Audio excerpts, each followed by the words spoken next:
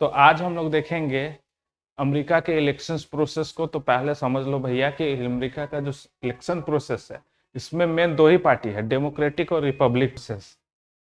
Primary और caucus इसका पहला प्रोसेस होता है। इसमें प्रत्येक राजनीतिक दल अपने अपने राज्य में प्राइमरी चुनाव या कोकस का आयोजन करते हैं। मतलब भैया कि जो प्रत्येक दल होगा उसके जो भी उम्मीदवार होंगे वो प्रतिस्पर्धा करते होंगे। अब होता क्या है कि एक ही पार्टी में बहुत सारे प्रतिस्पर्धा होते हैं, कंपटीशन करने वाले होते हैं। अगर बीजेपी मान के चलिए कि झारखंड में चुनाव करा रही है, उसके बहुत सारे मुख्यमंत्री दावेदार हैं, तो सबसे पहले उन दावेदार में अपना कौन प्रमुख दावेदार है उसको चुन के निकालना है।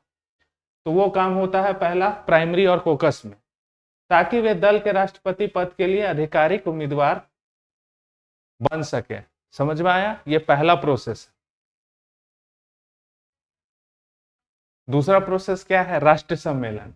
प्राइमरी के बाद प्रत्येक दल एक राष्ट्रीय सम्मेलन आयोजित करता है और वो बताते हैं उसी राष्ट्रीय सम्मेलन में कि उनकी पार्टी की तरफ से कौन राष्ट्रीय उम्मीदवार है जो राष्ट्रपति बनेगा। इसी में उपराष्ट्रपति पद के भी घोषणा कर दी जाती है।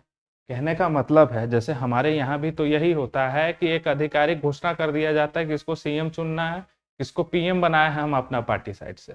बीजेपी है बोल देती है मोदी जी बनेंगे अगले पीएम, हो सकता है अगला चुनाव में मोदी जी की जगह पे योगी जी आ जाए। तो ये जो दूसरा प्रोसेस है इसमें राष्ट्रीय सम्मेलन करा के बता दिया जाता है कि हमारी पार्टी के जो राष्ट्रगाना है। ठीक। थर्ड प्रोसेस क्या है? इसमें होता है प्रचार यानी कि कैंपेनिंग। राष्ट्रपति और उपराष्ट्रपति उम्मीदवार पूरे देश में प्रचार करते हैं, जनसभाओं में भाग लेते हैं और समर्थन पाने के लिए रैलियां करते हैं। हमारे यहाँ भी तो यही होता है कि चुनाव में जब घोषणा कर देता है कि किसको हम पीएम सीएम चुनेंगे, उसके बाद शुरू क्या होता है? प्रचार। तो ये भी इनका भी वही प्रोसेस समझ लीजिए कि इनको थर्ड प्रोसेस क्या है? प्रचार किया जाता है। और इन लोग का जो प्रचार है और जनसभा है ना, बहुत ही खतरनाक होता है भैया। टीवी में दोनों पक्ष का राष्ट्रपति उम्मीदवार को बैठा देगा और पूछेगा कि आप बताइए आपकी विकास योजनाएं क्या है। हालांकि हमारे देश में भी ऐसा होना चाहिए लेकिन नहीं होता। तो इस थर्ड जो प्रोसेस है यह कैंपेनिंग, प्रचार। चौथा प्रोसेस क्या है? सामान्य चुनाव। जो चुनाव है वो हर एक 4 साल में होता है और नवंबर के पहले मंगलवार को होता है।